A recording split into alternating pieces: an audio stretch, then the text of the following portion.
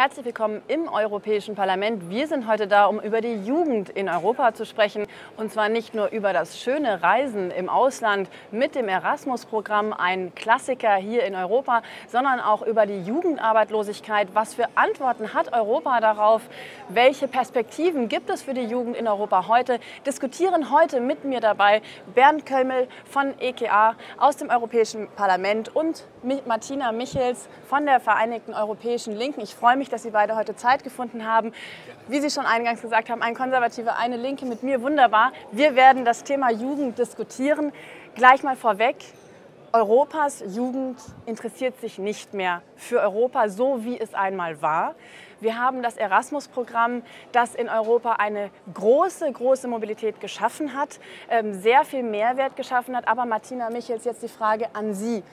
Ein Programm, wo die Jugend sich austauscht, wo sie reisen kann, wo sie Erfahrungen sammeln kann. Wie sehen Sie es heute? Die europäische Jugend ist skeptisch. Wie kann Erasmus diese Jugend noch erreichen, so wie es früher einmal war?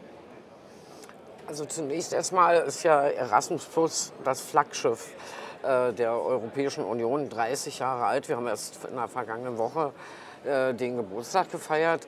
Und wenn es etwas gibt, wo man solidarisches Miteinander, wo man ein Kennenlernen, wo man einander verstehen lernen praktizieren kann, dann ist es sowas wie Erasmus Plus. Ich finde, es ist eine Erfolgsgeschichte. Ich glaube auch nicht, dass es so ist, dass die Jugend sich nicht für Europa interessiert. Wir haben gerade aus Berlin, wo ich herkomme, haben wir jeden Sonntag eine breite Bewegung, die für Europa auf die Straße gehen und ihre europäischen Fahnen zeigen. Wann hat es denn das je schon mal gegeben? Was wir aber haben, ist ein Entfernen der Europäischen Union von den Menschen. Es ist nicht mehr durchschaubar, nicht mehr transparent und deswegen glaube ich, dass wir genau an dieser Lebensnähe arbeiten müssen, um die Jugend wieder dafür zu begeistern. Ich sage, 9% derzeit der europäischen Jugend sagt, für mich kommt erstmal Europa, dann denke ich in Region, Stadt oder meiner Heimat. Nun ist es so, dass ein reisender Erasmus-Stipendiat rund 200 € mitbekommt, um sich das irgendwie zu finanzieren. Ist es nicht da, auch an der europäischen Politik konkret Fakten zu schaffen und zu sagen, wir versuchen, diese Finanzierung noch ein bisschen hochzuheben, damit da einfach eine breitere Masse erreicht werden kann? Das ist eine sehr spannende Frage, die ich so gar nicht beantworten will, weil ich glaube, die führt nicht zum Kern des Ganzen. Zunächst mal ist Erasmus Plus ein fantastisches Programm und wenn es das nicht gäbe, müsste man es glatt erfinden. Denn es eröffnet genau die Möglichkeit für die Jugendlichen, dass sie die EU, dass sie Europa kennenlernen, dass sie dazulernen können. Stichwort Sprachen, aber auch die Menschen in anderen Ländern, wie die leben, wie die arbeiten, das sind ganz entscheidende Mehrwerte. Aber ich glaube, wir müssen uns davor hüten, dass wir, wenn wir an die EU denken, immer gleich dazu sagen, wir bräuchten mehr Geld. Auf das läuft es ja leider Gottes relativ häufig raus in der EU. Und das ist ja gerade das, was die Bürger in der EU ein Stück weit einerseits entfremdet von dieser EU, andererseits aber auch natürlich zu Unverständnis führt. Und es darf nicht darum gehen, ob man jetzt ein paar Euro mehr oder weniger für einen Student zahlt, sondern zunächst, wenn wir die Jugend und aber auch die Bürger für die EU begeistern wollen, dann müssen wir doch hier für eine klare Struktur sorgen. Und vor allen Dingen, was ich seit Jahren fordere, wir brauchen mal wieder eine Vision für die EU. Wo wollen wir hin? Und insofern muss ich sagen, das erste Mal seit langen Jahren, als ich mit der Kommission zufrieden war, das war der Zeitpunkt, als Jean-Claude Juncker sein Weißbuch vorgestellt hat.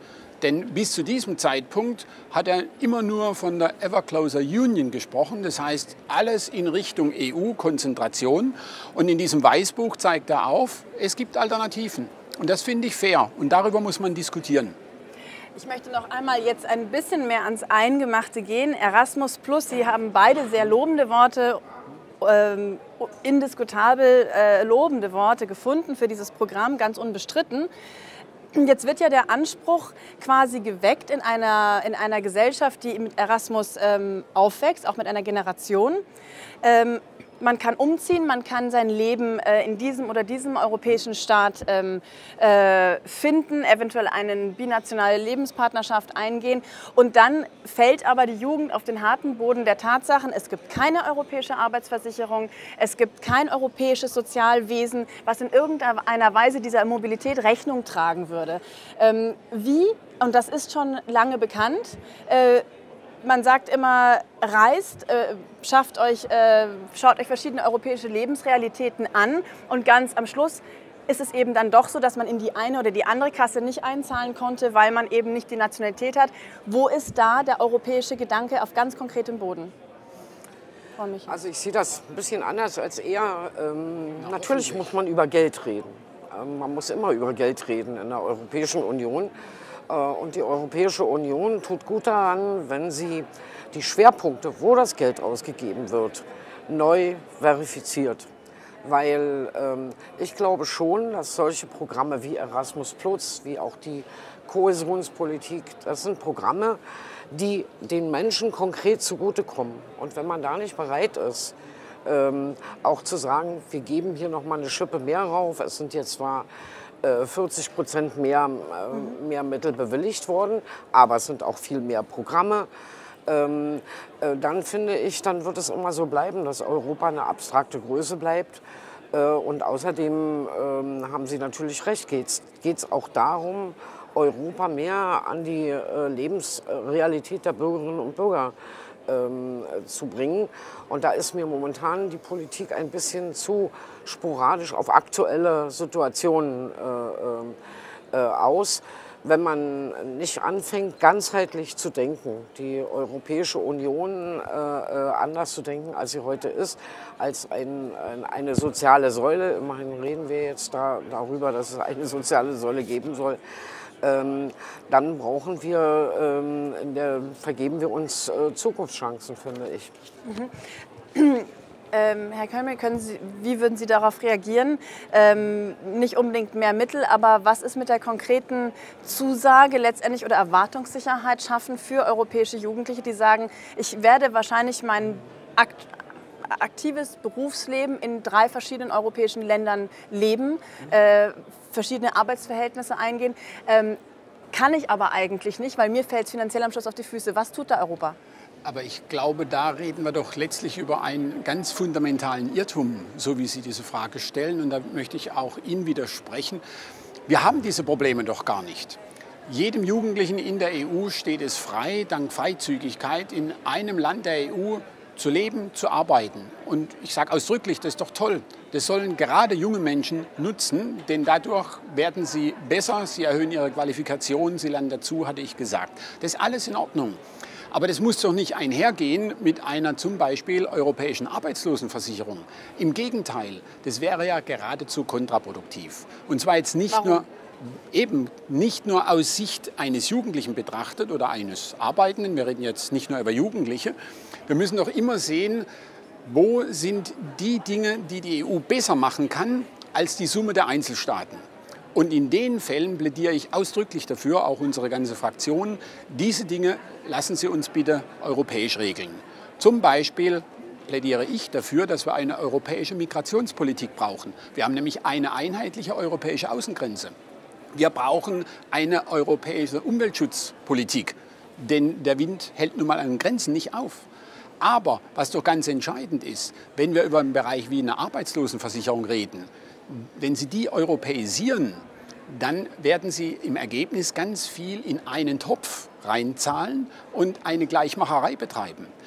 Denn es ist ja immer so. Den Kopf schütteln? Sie dürfen gleich zu Wort kommen. Ja. Es ist zwangsläufig so und da kann ja dann auch kein Einzelner was dafür.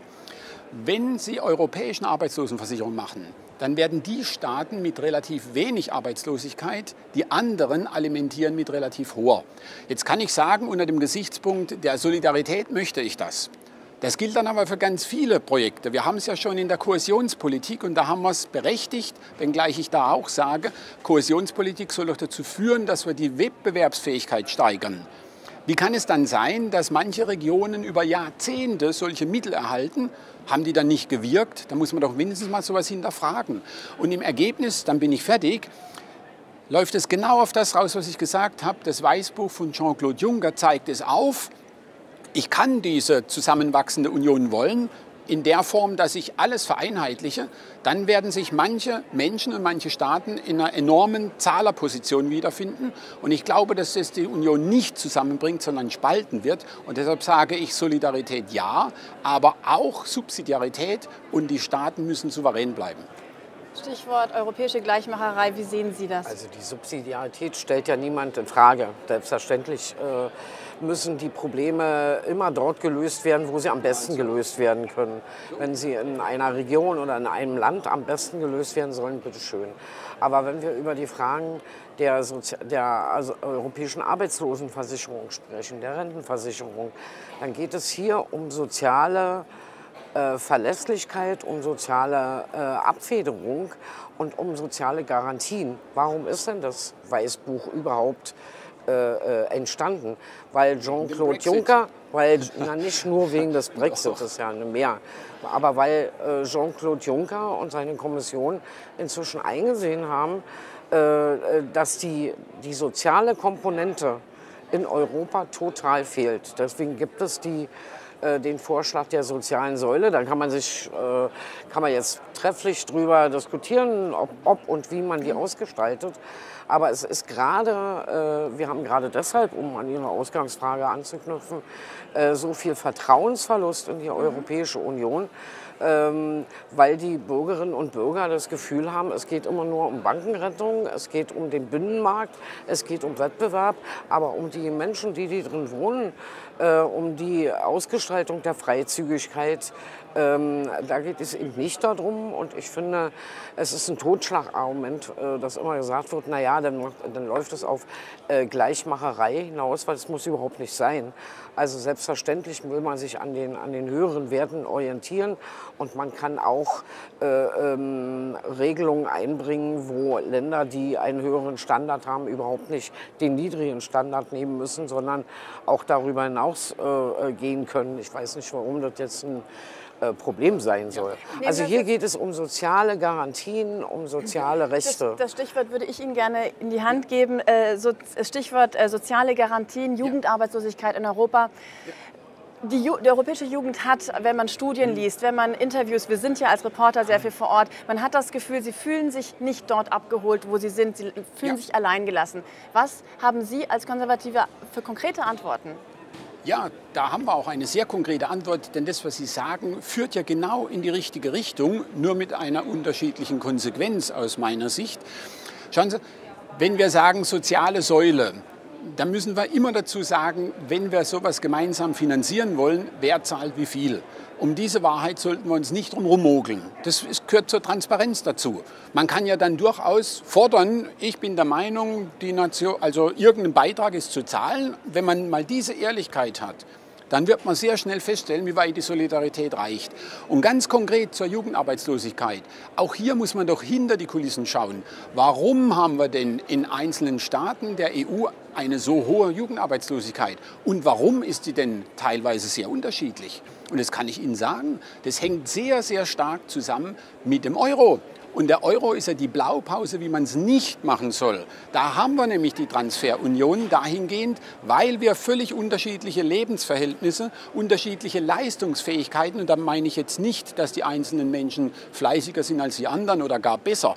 Aber es ist einfach eine Frage des gewachsenen sozialen Status, wie in manchen Nationen gelebt, gearbeitet, gehaushaltet wird. Das ist doch unterschiedlich. Und ich plädiere dafür, diese Unterschiede muss man doch akzeptieren. Ich will die ja gerade nicht gleich machen. Für mich ist das völlig in Ordnung. Aber wenn wir, ein Satz noch, wenn wir diese Eurozone sehen, da haben wir enorme Spannungen drin. Der Euro ist für einige Mitgliedsländer zu schwach im Außenwert, nämlich für Deutschland. Und deshalb haben wir sozusagen eine Subvention für unsere Wirtschaft. Und deshalb ist bei uns in Deutschland die Arbeitslosigkeit niedrig. In anderen Euro-Ländern ist der Wert zu hoch, und deshalb haben die praktisch wie eine Zusatzabgabe und können nicht exportieren mit hoher Arbeitslosigkeit. Da muss man ansetzen. Frau Mich, jetzt noch ein kleines Schlusswort. Ich sehe, wir sind in der Zeit wahrscheinlich schon wieder angekommen. Nochmal Jugendarbeitslosigkeit Europa. Was ist für Sie sind die 3 wichtigsten Punkte oder Konzepte, die man angehen muss, damit die europäische Jugend wieder Vertrauen in diese politische Union hat? Also als allererstes die Frage der Senkung der Arbeitslosigkeit. Und zwar Programme, die wirklich ausfinanziert sind. Nicht einfach ein Versprechen, wir machen hier so eine Jugendgarantie, die am Ende nicht einzuhalten ist. Dann die Frage Transparenz und Ehrlichkeit. Ich glaube, die Jugendlichen wollen hinter die Kulissen schauen. Sie wollen sehen, wie Dinge zusammenhängen. Und die dritte Frage ist die Frage der sozialen Absicherung. Also die Frage der sozialen Säule ist, glaube ich, eines der wichtigsten, die wir in den nächsten Jahren angehen müssen. Europa hat nicht nur eine Seite, wir haben es heute in einer lebhaften Diskussion gesehen. Vielen Dank hier an dieser Stelle und gerne wieder. Wir verabschieden uns aus dem Europäischen Parlament.